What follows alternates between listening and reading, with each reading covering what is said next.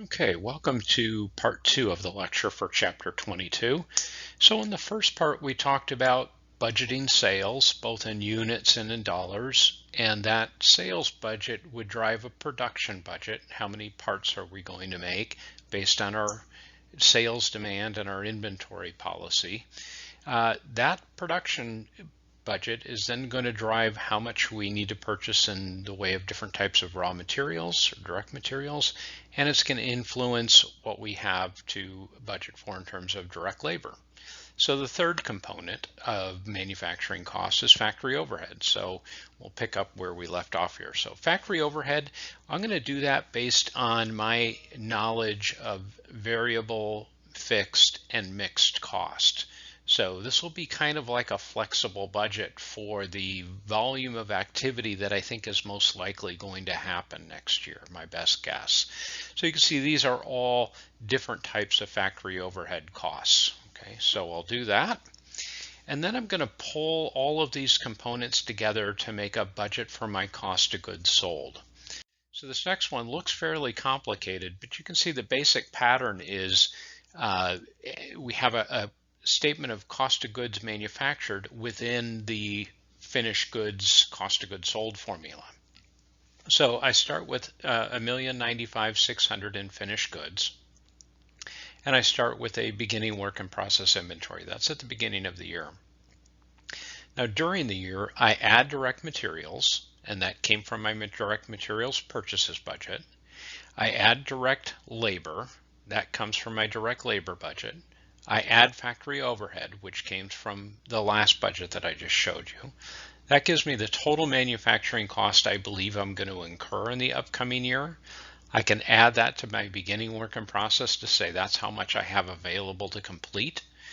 If I have an estimated ending work in process inventory, then I can figure out what my cost of goods manufactured is, how much is going to flow out of my factory into my finished goods warehouse. So that cost of goods manufactured, I can add that to my beginning finished goods inventory to have the total amount of goods that are available for sale, available for a customer to come and take. I subtract what I believe my ending finished goods inventory is going to be, and that gives me my cost of goods sold for the period. So it looks fairly complicated, but basically all the components are things that you've already calculated on a different budget, and we're just pulling them all together here. Now, if I were doing this in the real world, and you're probably thinking the same thing, I would do this in Excel, where each of these budgets would be a different worksheet in the workbook. And all of these, instead of being typed in numbers, they would be references to other worksheets in the workbook that are maybe my factory overhead budget and those sorts of things. So if I change a number somewhere else, it would automatically update it here. The next type of budget we'll do is a selling and administrative budget. So behind these numbers, this is a fairly simplistic overview of things, but behind those numbers should be, for example, sales salary expense, should be a listing of all the different people that work there and what their salaries are and bonuses and whatever kinds of costs go into that. So we would have details supporting that round figure of 715. Same thing with advertising expense. There should be a plan that supports that number of 360 that says where are we going to advertise, when will it take place, and how much will it cost. So if we have to start making cuts, we're not going to just say take off 10%. We're going to say don't run that ad in August or whatever the case might be. Same thing with travel. It should be, where are you going to go and how much is it going to cost to get there. And then I've got administrative expenses or office overhead, if you want to think of it that way. So different kinds of salaries, rent, things like that. So I've got total selling and admin. So as you can imagine now, we've got our sales budget. We pulled together all the different types of budgets to make a cost of goods sold budget. I've got my selling and administrative costs. So now I can pull those together into a budgeted income statement. So again, all of those would be linked probably to the budgets for each of those items. So I can immediately see, okay, what's the end result of all of this planned activity for next year? Where should we end up?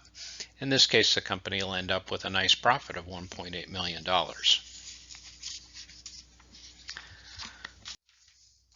So the next thing I want to talk about after we've done the income statement, budgeted income statement, then we can start to look at balance sheet type items. And the first thing that we're going to want to look at is the cash budget. So when we're going to think about cash inflows and cash outflows. So cash inflows are going to be money we receive from customers for sales we make.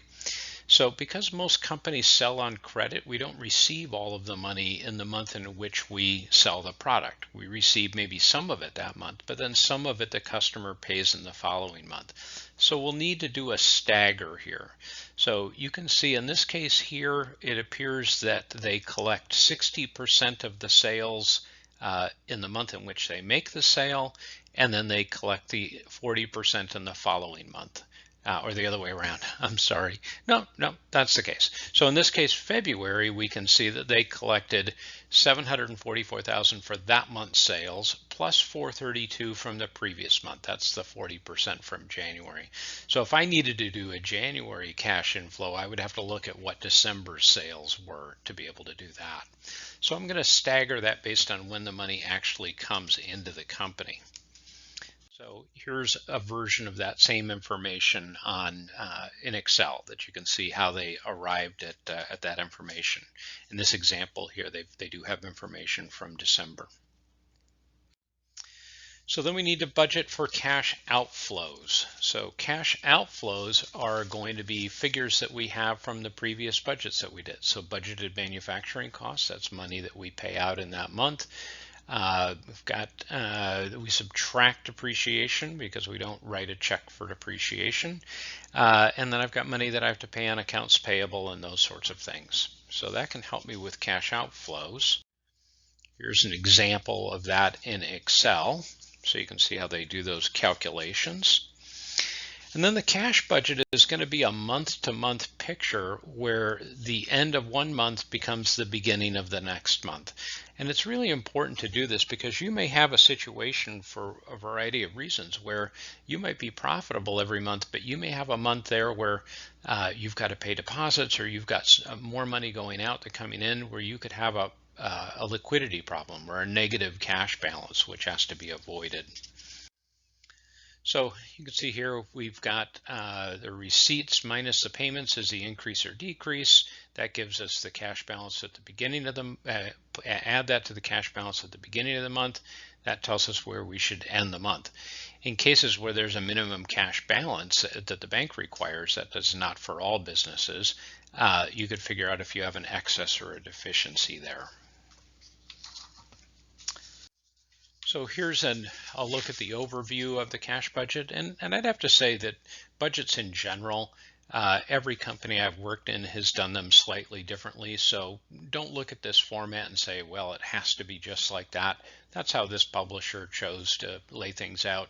I would have probably done it a little bit differently, but that's okay. That's one of the nice things about managerial accounting is you're not following rules necessarily. You're doing what you have to do to figure things out and communicate them to people. So that's a good example of an overview of a cash budget. So the last thing I want to talk about is the capital budget. So the capital budget is large purchases or investments in machinery or assets that the business needs to perform the services or provide the products that they make.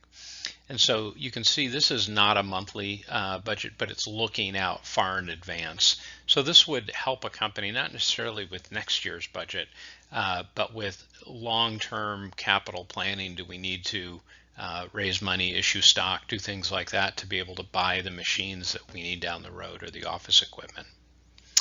So that's the end of the lecture for Chapter 22. I will post some video exercises, so please look for those on Canvas. And if you have questions, please send me an email. Thank you.